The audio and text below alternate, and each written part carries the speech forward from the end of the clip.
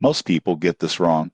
They think Levo is just another payday advance or buy now, pay later app. But the surprising truth in 2026 is that Levo has developed into a multifunctional financial platform, offering early wage access, installment payment options, and budgeting tools to help you manage money responsibly. Here's how Levo works. First, it allows you to access a portion of your earned wages before payday, often within hours. This is ideal for unexpected bills, emergencies, or urgent expenses. Second, eligible purchases can be split into manageable installments over several weeks, with flat, predictable fees instead of traditional high-interest charges. That makes budgeting more predictable and reduces financial stress. Levo also provides dashboards, reminders, and alerts to help track spending and upcoming payments. These features reduce the risk of late fees and encourage responsible usage. The downside, overusing Levo can be expensive.